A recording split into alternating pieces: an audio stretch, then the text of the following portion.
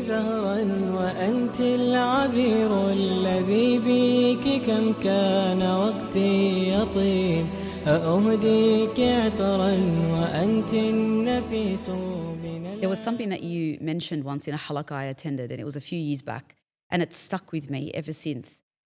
It was when you're on your menses, particularly in Ramadan, but even this is applicable outside of Ramadan.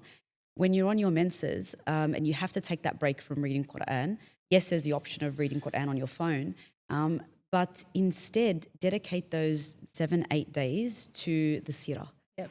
And that's been something that has been so easy for me to implement. Imagine taking 7 days out of every month to focus on the seerah. Absolutely. It was a great idea. Scholars actually say, subhanAllah, that it should almost be obligatory that we visit the seerah at least once a year and from different authorship.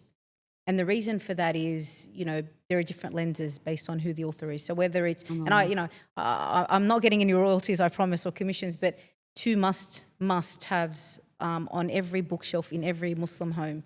And I'm not talking e-copies. I'm talking actual books, When the Moon Split and The Sealed Nectar. They are must as a start.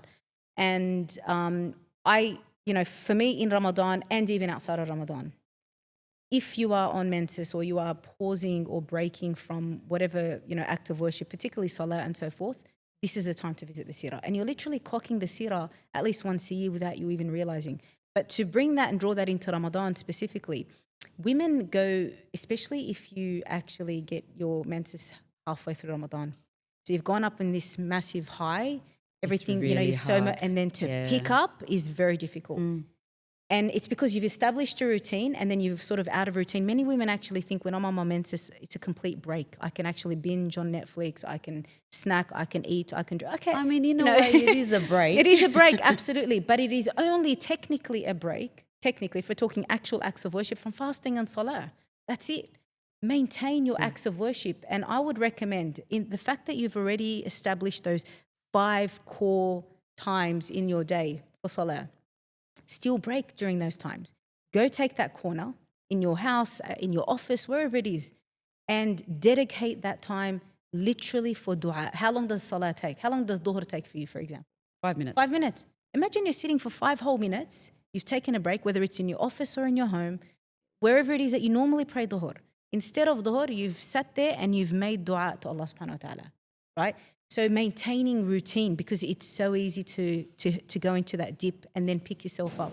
As for Quran, if you were reading Quran, if you are of the, you've picked up that routine where you're doing your 4 or 5 pages after each salah so that you can finish your Quran khatma and so forth, pick up the seerah and maintain reading from the seerah, and you will finish the seerah in that week, probably, if not more.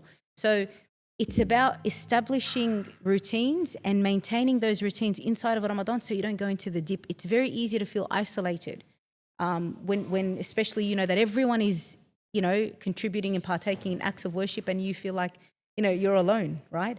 So I think for me, that's been a life changer, whereby, especially the salah aspect, instead of salah, dedicate that time for dua or tasbih, for example, whatever it is that you enjoy. And I don't think you'll dip in the same way that you would had you not maintained that routine. I think it's even more important for women that can't fast because they've been pregnant or because they've given birth. So in the last 3 years, I've given birth twice in Ramadan or have been pregnant throughout where I haven't been able to fast. So you're right, it does feel like you're disconnected from the routines that you'd normally be taking on. Especially attending Taraweeh if you had the opportunity. Exactly, yeah. It's just it can sometimes just be too difficult, whether it's because you're on your menses or you've just recently given birth or you're pregnant and for whatever medical reason you can't fast. You still want to feel connected to the month. You still want to feel like you're making the most of it. So I think this advice is really valuable for women in those situations as well. أهديك زهرا وأنت العبير الذي بك كم كان وقتي يطيب